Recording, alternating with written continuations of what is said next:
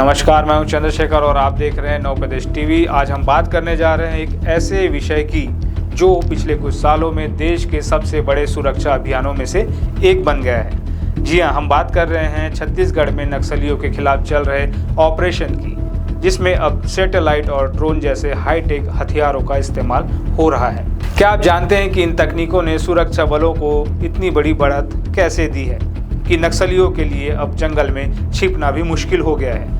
चलिए इस वीडियो में हम आपको इस अभियान की पूरी कहानी बताते हैं। कैसे NTRO यानी राष्ट्रीय तकनीकी अनुसंधान संगठन की मदद से नक्सलियों पर नकेल कसी जा रही है और कैसे थर्मल मैपिंग ने उनके ठिकानों को उजागर कर दिया है। तो वीडियो को अंत तक देखिए, लाइक कीजिए और चैनल को सब्सक्राइब करना ना भूलें। सबसे पहले ये समझते हैं कि नक्सल समस्या आखिर है क्या। छत्तीसगढ़, खासकर बस्तर क्षेत्र, लंबे समय से नक्सलवाद का गढ़ रहा है।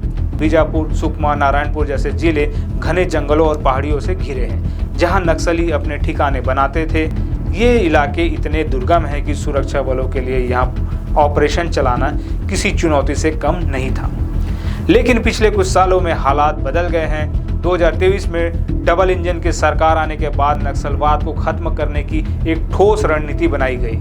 केंद्रीय गृह मंत्री अमित शाह ने मार्च 2026 तक नक्सलवाद को जड़ से उखाड़ फेंकने का लक्ष्य रखा है और इस लक्ष्य को हासिल करने में सबसे बड़ा योगदान दे रही है तकनीक।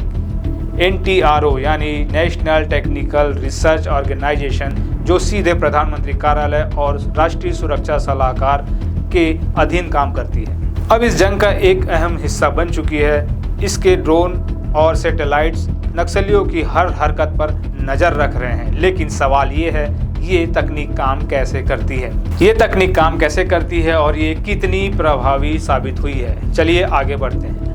NTRO एक ऐसी एजेंसी है जो भारत की सबसे उन्नत खुफिया तकनीकों को संभालती है। इसके पास सैटेलाइट का एक मजबूत बेड़ा है, जैसे कार्टोसैट 1, कार्टोसैट 2 और रिसैट सीरीज के रडार इमेजिंग सैटेलाइट्स। ये सैटेलाइट्स दिन रात मौसम की परवाह किए बिना हाई रिजोल्यूशन तस्वीरें ले सकते हैं। इसके अलावा ड्रोन का इस्तेमाल भी बड़े पैमाने पर हो रहा है। ये ड्रोन न सिर्फ निगरानी करते हैं बल्कि रियल टाइम डेटा भी देते हैं, जिससे सुरक्षा बलों को तुरंत कार्रवाई करने में मदद मिलती है। उदाहरण के लिए ड्रोन कैमरे घने जंगलों में 5 किलोमीटर के दायरे तक की निगरानी कर सकते हैं। ये हाई क्वालिटी तस्वीरें और वीडियो देते हैं, जिससे जवानों को नक्सलियों के सटीक ठिकानों का पता चलता है। साथ ही सैटेलाइट से थर्मल मैपिंग की जाती है। थर्मल मैपिंग का मतलब है कि गर्मी के आधार पर इलाके की हर गतिविधि को ट्रैक करना। इससे नक्सली कैंप, उनके हथियारों के ठिकाने और यहाँ तक कि उनके आने जाने के रास्ते भी उजागर हो जाते हैं। एक सुरक्षा बल के अधिकारी के मुताबिक छत्तीसगढ़ की सीमा से लगे ओडिशा, महाराष्ट्र, तेलंगाना और आंध्र प्रदेश के करीब 125 गांवों की थर्मल मैपिंग की गई है। इससे नक्सलियों के पास अब कोई सुरक्षित ठिकाना नहीं बचा है। पहले वो आसानी से एक राज्य से दूसरे राज्य में भाग जाया करते थे, लेकिन अब ऐसा करना उनके लिए नामुमकिन हो गया है। अब बात करते हैं उन बड़ी सफलताओं की जो इस तकनीक की वजह से मिली है। 2025 में छत्तीसगढ़ में नक्सलियों के खिलाफ कई बड़े ऑपरेशन हुए। आइए कुछ तारीखों पर नजर डालते हैं। सबसे पहले 20 मार्च 2025 बीजापुर और कांकेर में NTRO की खुफिया जानकारी के आधार पर 30 नक्सली मारे गए। 9 फरवरी 2025 को बीजापुर में 31 नक्सलियों को ढेर किया गया। 21 जनवरी 2025 को गरियाबंद में 16 नक्सली मारे गए। 16 जनवरी 2025 बीजापुर में फिर से 18 नक्सलियों का सफाया हुआ। पिछले साल यानी 2024 में भी कई ऑपरेशंस सफल रहे। मिसाल के तौर पर 4 अक्टूबर 2024 को दंतेवाड़ा के थुलथुली में 38 नक्सली ढेर, 16 अप्रैल 2024 को कांकेर के छोटे बेटिया में 29 नक्सली मारे गए। 10 मई 2024 बीजापुर के पीड़िया में 12 नक्सलियों का अंत। इन आंकड़ों से साफ है कि सैटेलाइट और ड्रोन की मदद से सुरक्षा बलों को नक्सलियों पर भारी बढ़त मिली है। 2025 में अब तक 358 नक्सली मारे जा चुके हैं, जिनमें से 336 सिर्फ बस्तर क्षेत्र से है। ये देश भर में सबसे ज्यादा है।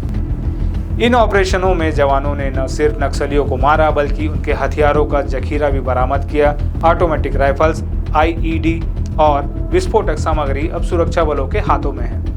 ये दिखाता है कि नक्सलियों की ताकत कितनी कमजोर पड़ चुकी है। सैटेलाइट और ड्रोन की निगरानी का असर सिर्फ मुठभेड़ों तक सीमित नहीं है, इसका मनोवैज्ञानिक असर भी नक्सलियों पर पड़ रहा है। कई नक्सली अब हथियार डालकर आत्मसमर्पण कर रहे हैं। उदाहरण के लिए 7 मार्च 2025 को नारायणपुर में 11 नक्सलियों ने सरेंडर किया। सरकार की नई सरेंडर पॉलिसी और सुरक्षा बलों के दबाव ने उन्हें मुख्य धारा में लौटने के लिए मजबूर किया है। साथ ही थर्मल मैपिंग ने नक्सलियों के सप्लाई चेन को भी तोड़ दिया है। पहले वो जंगलों में छिपकर अपने ठिकानों तक रसद पहुंचाते थे, लेकिन अब हर रास्ते पर नज़र होने की वजह से उनकी ये रणनीति फेल हो रही है। बीजापुर और सुकमा जैसे इलाकों में जहां नक्सली पहले मजबूत थे, वहां अब उनके स्मारक तक ढहाए जा चुके हैं। ये थी छत्तीसगढ़ में नक्सलियों के खिलाफ सैटेलाइट और ड्रोन से चल रही जंग की कहानी। तकनीक ने इस अभियान को एक नया आयाम दिया है और आने वाले समय में ये और तेज होने की उम्मीद है। आपका क्या मानना है? क्या मार्च 2026 तक नक्सलवाद पूरी तरह खत्म हो पाएगा? अपनी राय कमेंट्स में ज़रूर बताएं। अगर आपको ये वीडियो पसंद आया तो लाइक करें, शेयर करें और चैनल को सब्सक्राइब करें। साथ ही घंटी का आइकन दबाना ना भूलें।